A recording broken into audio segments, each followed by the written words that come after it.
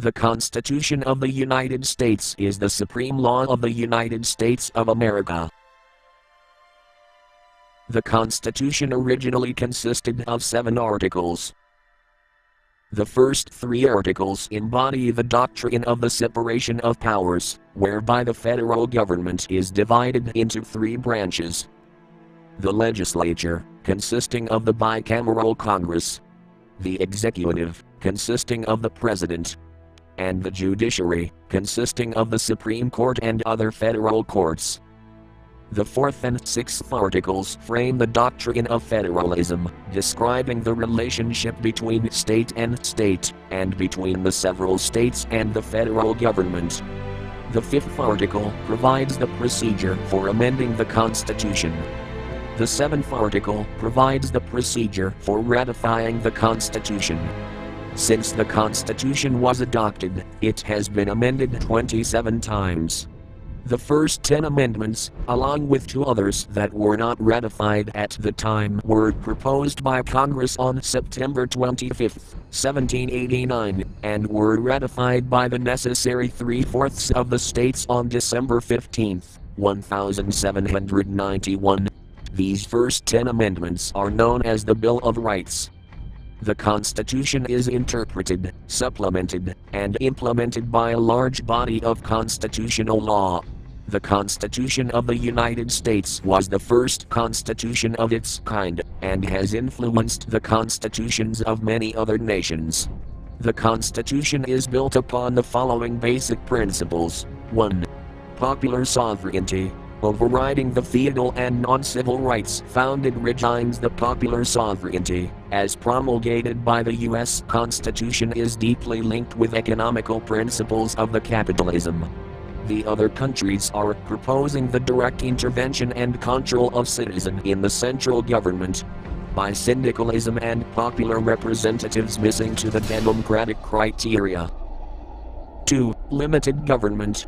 In opposition to some political and economical perspectives, the U.S. Constitution cautions the economic welfare and free entrepreneurship to its citizens. In the other hand, some countries proposing national investment via state subsidies and budgeted intervention in the economy. 3. Separation of powers. The U.S. model of democracy is based on decentralized decision-making at the top of the government. In the other camp, central political parties deciding in turn, committees or laborers' unions developing in regard of workers' rights and people welfare. The Cold War, often dated from 1947 to 1991, was a sustained state of political and military tension between powers in the Western Bloc, dominated by the United States with NATO among its allies, and powers in the Eastern Bloc, dominated by the Soviet Union along with the Warsaw Pact. This began after the success of their temporary wartime alliance against Nazi Germany. A neutral faction arose with the non-aligned movement founded by Egypt, India, and Yugoslavia. This faction rejected association with either the US-led West or the Soviet-led East. The name Cold War described a world where the 2 major powers, instead, in their struggle for global influence, they engaged in ongoing psychological warfare and in regular indirect confrontations through proxy wars.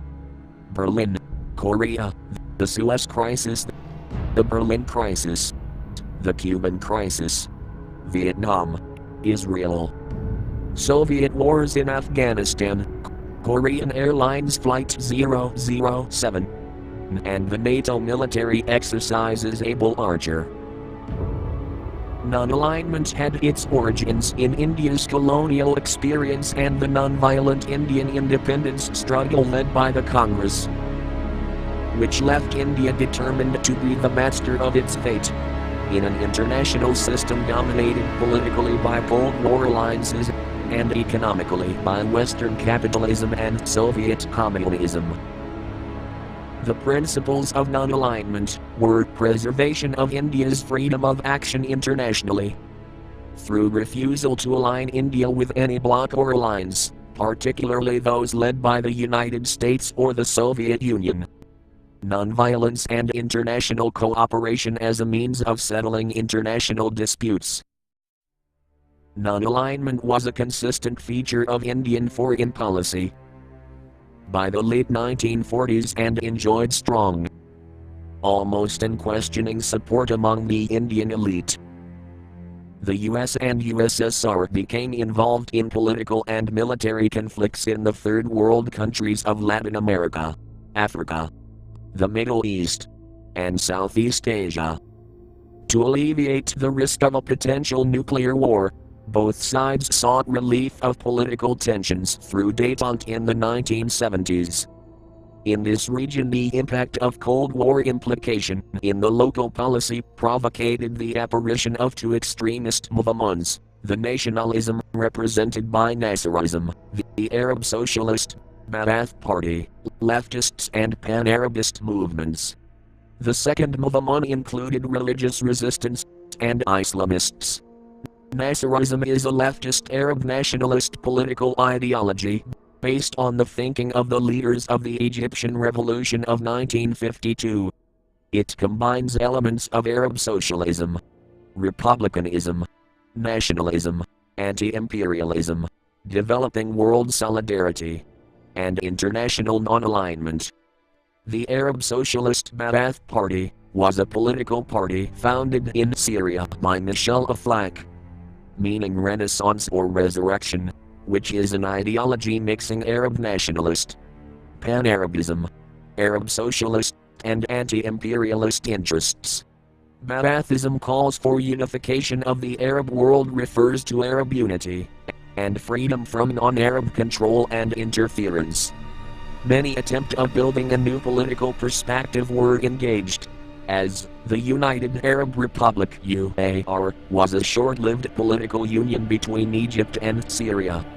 The union began in 1958 and existed until 1961, when Syria seceded from the union. Egypt continued to be known officially as the United Arab Republic until 1971. The president was Gamal Abdel Nasser. During the early years of its existence, 1958 and 1961, it was a member of the United Arab States, a confederation with North Yemen. The United Arab States (UAS) was a short-lived confederation of the United Arab Republic, Egypt and Syria, and North Yemen, from 1958 to 1961. The United Arab Republic was a sovereign state formed by the Union of Egypt and Syria in 1958. The same year, North Yemen, which had already signed a defense pact with Egypt, joined with the new state in 1958, in a loose confederation called the United Arab States. However, unlike the member countries of the United Arab Republic, Yemen remained an independent sovereign state. It maintained its UN membership and separate embassies throughout the whole period of confederation. Neither the Union nor the Confederation fulfilled their role as vehicles of pan-Arabism or Arab nationalism, as they were dissolved in 1961. The Arab Federation of Iraq and Jordan was a short-lived country that was formed in 1958 from the Union of Iraq and Jordan. Although the name implies a federal structure, it was de facto a confederation. The federation was formed on 14 February 1958, when King Faisal II of Iraq and his cousin, King Hussein of Jordan, sought to unite their two Hashemite kingdoms, as a response to the formation of the United Arab Republic. The union lasted only 6 months, being officially dissolved on the 2nd of August 1958, after Faisal was deposed by a military coup on the 14th of July.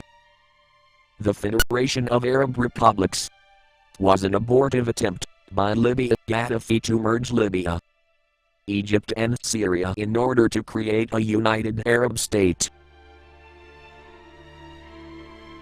Although approved by referendum in each country on the 1st of September 1971, the three countries disagreed on the specific terms of the merger. The federation lasted from 1 January 1972 to the 19th of November 1977.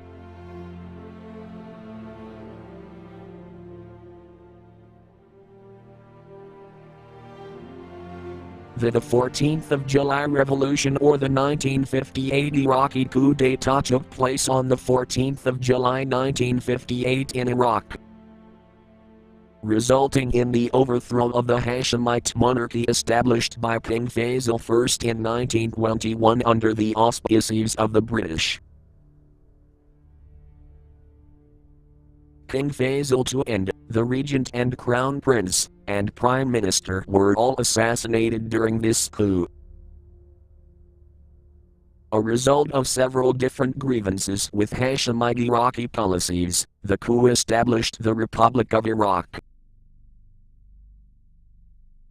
From the 14th of July 1958 until 2003, Iraq remained a de facto and later de jure Arab nationalist and socialist one-party state. After the fail of the nationalist initiatives around the Arab countries, the Islamist initiative became the only political alternative and cultural issue for the Arab countries' population. Al-Qaeda is a global militant Islamist organization founded by Osama bin Laden in Peshawar, Pakistan, at some point between August 1988 and late 1989, with its origins being traceable to the Soviet war in Afghanistan. In the 1950s and 1960s, Nasserism was amongst the most potent political ideologies in the Arab world. This was especially true following the Suez Crisis of 1956, was presented as a tremendous defeat for Western imperial powers. During the Cold War, its influence was also felt in other parts of Africa and the developing world, particularly with regard to anti-imperialism and non-alignment.